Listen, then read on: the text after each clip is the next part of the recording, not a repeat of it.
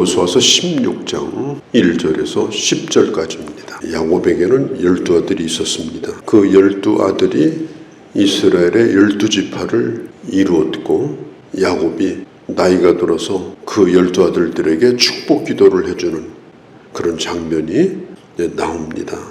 큰아들 루벤서부터 시작해서 루벤, 시몬, 레위, 그 다음에 유다, 이사갈, 스불론, 그리고 요셉, 베냐민, 단, 납달리, 갓, 아셀, 이렇게 해서 12아들 이름이 쭉 나옵니다. 그런데 이 가나안 땅을 분배를 받을 때 요셉의 두 아들인 에브라임과 므낫세에게 땅을 주는 장면이 나옵니다. 요단강을 건너기 전에 요단 동편 땅에서 이미 땅을 두 지파 반에게 주었죠. 루벤 지파, 갓 지파, 그리고 요셉의 아들인 므낫세 지파 가운데 반절에게 요단 동편 땅을 주었습니다. 그리고 나머지 9지파가 요단 서쪽 요단강을 건너서 이제 정복한 땅을 분배를 받게 되는데 한 지파가 빠집니다. 레위 지파. 제일 먼저 분배받은 지파가 바로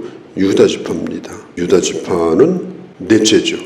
그런데 첫 번째 땅을 물려받으면서 대단히 많은 땅을 차지하게 됩니다. 그런데 이 첫 번째 아들인 루벤이 왜 빠졌을까? 첫 번째 아들이 루벤이거든요. 그런데 창세기 35장 22절이나 또 역대하 5장 1절 2절을 참고해 보면 루벤이 자기 아버지 야곱의 후처가 빌하라는 후처가 있었어요.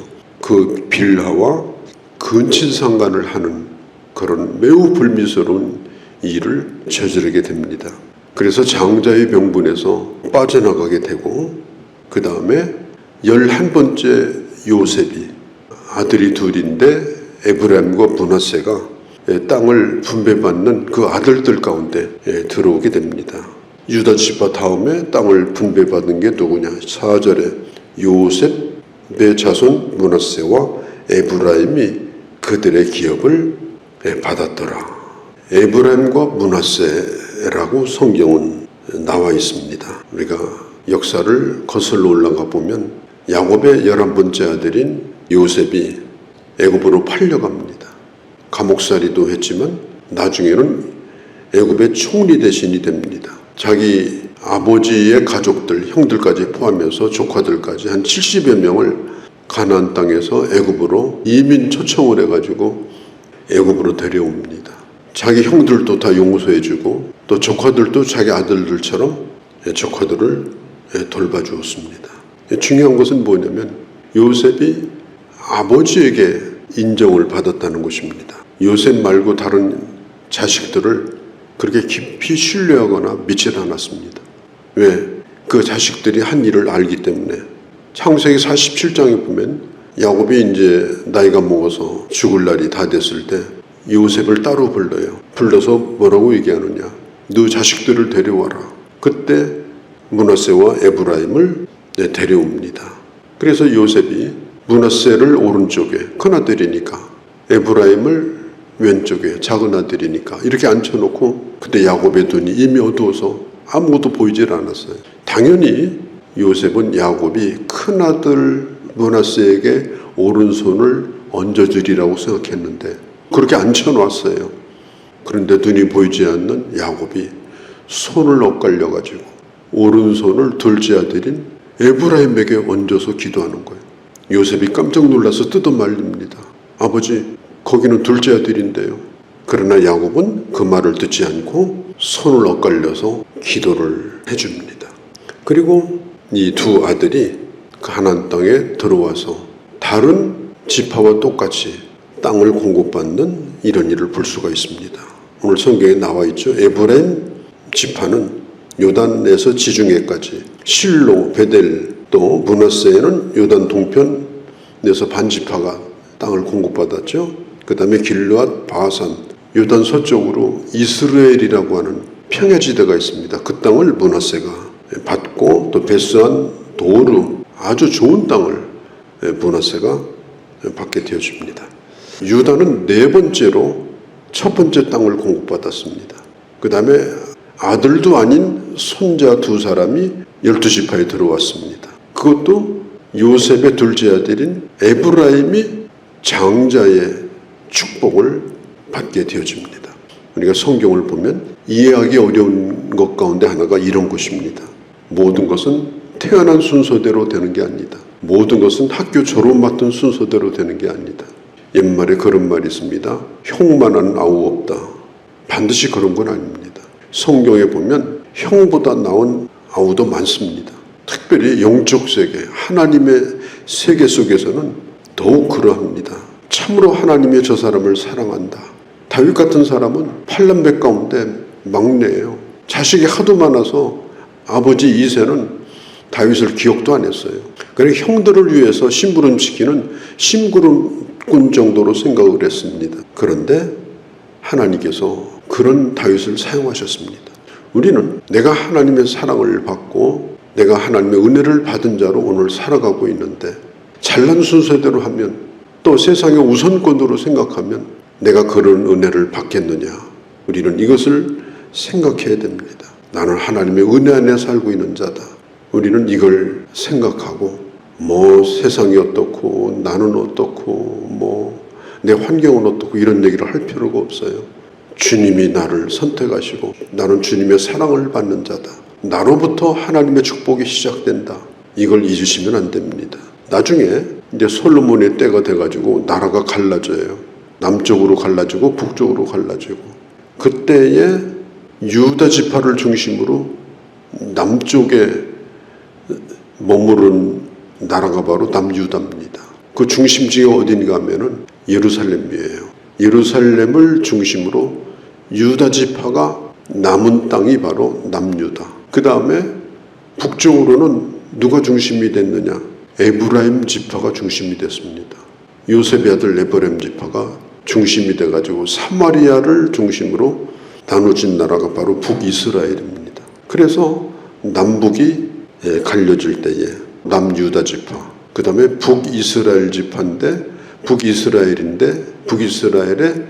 중심 지파가 바로 에브라임 지파입니다. 근데 사실 에브라임이 10지파가 달려들어도 에브라임을 못 이겨요. 그러다 보니까 이 에브라임이 다른 지파를 인정하지 않고 자기 세력이 세지다 보니까 지파끼리 갈등이 일어나게 됩니다. 그래서 이스라엘 가운데 유다 지파가 상당히 정통성을 주장했고 에브라임 지파는 우리가 세다. 그래가지고 충돌이 일어나면서 결국은 나라가 갈라지는 불행한 일도 성경에 보면은 나와 있습니다. 이 에브라임이 가지고 있는 문제가 그것이 뭐냐면 이 가나안 땅에 그 게셀 사람이라는 사람들을 쫓아내야 돼요. 그런데 쫓아내질 않았어요. 그냥 두었어요. 마치 자기들이 정복자인 것처럼 행세하면서 게셀 사람을 노예로 부려먹게 됩니다. 이스라엘에는 노예가 없습니다. 다 그렇거든요. 다 형제고. 그런데 이 에브라임이 자기들이 세니까 우리는 노예를 부릴 수 있다. 이런 교만이 있었어요. 그렇게 해서 이 사람들을 살려둬가지고 노동력을 이용합니다. 왜 이용할까요? 자기들이 편하게 살고 싶어서, 자기들이 해야 될 일을 남에게 시키고 싶어서 노동력을 이용합니다. 사람이 힘을 갖게 되면 이런 유혹을 받게 돼요. 사람 사서하면 되지. 편하게 살고 싶어 합니다. 신앙생활은 나를 대신해서 신앙생활을 해주는 노예가 없습니다. 신앙생활은 내가 해야 되는 겁니다. 신앙생활은 누가 뭘 해주기를 바라고 편하게 살려고 하면 안 됩니다. 예수님께서 말씀했습니다. 너희가 나를 따르고자 하면 자기 십자가를 지고 자기를 부인하고 따르라. 자기 십자가를 지고 자기를 부인하는 건 힘든 일입니다. 불편한 일입니다. 내가 져야 될 짐을 내가 지는 겁니다. 누구한테 시키면 안 됩니다. 그게 자기 십자가 지고 사는 거예요. 그래서 신앙생활은 아무리 오래 하고 내가 힘을 가지고 있다 할지라도 편하게 하면 안 돼요. 불편한 자리로 늘 나와야 되고 예수 그리스도의 제자로서 살아야 됩니다. 우리는 누구를 시키는 자가 아니라 우리 자신이 하나님의 종이고 예수 그리스도의 종입니다. 이 에브라임은 자기들이 힘이 있다고 해서 그것도 가나안 사람을 살려둬 가지고 자꾸 부려먹습니다. 그럼 게셀 사람들이 가만히 있습니까? 애를 낳죠. 수가 불어나죠. 세력이 커집니다. 그래가지고 나중에는 쫓아내려고 해도 쫓아내지 못하고 이스라엘에게 얼마나 어려운 일을 가져다 주는지 몰라요. 옆구리를 찌르는 가시와 같은 자가 된 것입니다. 야곱의 12아들 가운데 요셉은 두 아들 므낫세와 에브라임에게 하나님의 축복이 물려지기를 원했습니다. 그래서 아버지에게 두 아들을 데리고 와서 축복 기도를 받게 했습니다. 요셉은 모든 권력을 가진 사람입니다. 재산도 어마어마하게 많습니다. 자기 자식에게 그걸 물려줄 생각을 요셉은 전혀 하지 않았습니다. 그럼 뭐 하느냐? 나이 드신 자기 아버지, 축복권을 가진 아버지, 가정의 제사장인 아버지에게 자기 아들들이 축복 기도를 받는 것을 더 소중히 여겼습니다. 이게 얼마나 귀한 일인지 몰라요. 하나님의 축복은 부모로부터 자녀에게 이어져 가는 것입니다. 부모가 가진 그 믿음이 자녀에게 엄청난 영향력을 끼치는 겁니다. 그래서 나중에는 순서도 아니고 자리도 없는데도 하나님께서 에브라임과 므낫세의 몫을 주어가지고 그 땅을 차지하게 하고 이제는 이스라엘 민족 가운데 가장 힘이 센 그런 지파로 세우는 이런 모습을 보면서 부모란 뭐냐? 자녀에게 하나님의 축복을 물려주는 자다.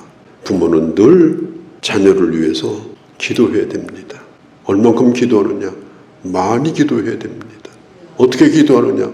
구체적으로 기도해야 됩니다. 하나님의 사람으로 어떻게 자녀가 살아야 될지를 생각하면서 그렇게 살기를 소원하고 하나님의 축복을 받는 자녀가 되도록 그렇게 해야 됩니다. 예수님에게 부모들이 자식들을 데리고 왔어요. 그러니까 제자들이 귀찮아가지고 좀 애들 좀 이제 그만 좀 보내라고 제자들이 말릴 때 예수님이 뭐라고 그랬어요? 아이들 데려오는 거 그거 말리지 말라. 그 아이들이 바로 천국이 아이들의 것이다. 예수님은 그 자녀를 축복해 주기를 바라는 거예요. 그 책임이 누구에게 있어요? 부모에게 있는 거예요. 이게 얼마나 귀한 일인지 몰라요. 이 하나님의 주권을 인정하고 살아가게 되면 내가 이 세상에서 많은 물질을 물려주는 부모는 아니랄지라도 하나님께서 주시는 복을 받는 자녀로서 살아갈 수 있는 믿음의 세대를 이어가는 그런 축복을 받게도 할 수가 있다. 이 말씀을 붙들고 기도하는 귀한 아침이 되시기를 바랍니다. 거룩하신 우리 아버지, 요셉의 자손들, 그들은 유다 지파에 이어서 땅을 공급받았고 그리고 많은 땅을 분배를 받았습니다. 이것은 요셉으로부터 시작된 하나님의 축복이었고 그런 열매였습니다. 하나님 아버지, 이 세상은 모든 것이 가진 순서대로, 낳은 순서대로, 잘난 순서대로 된다고 생각하지만 하나님의 축복은 그러하지 않다는 것, 특별히 부모의 신앙이 그 자녀를 복되게 만든다는 사실을 생각하고 저희들 믿음의 후대를 물려주며 살아갈 수 있는 그런 저희가 되게 하여 주시옵소서. 우리 주 예수님의 이름으로 기도하옵나이다. 아멘.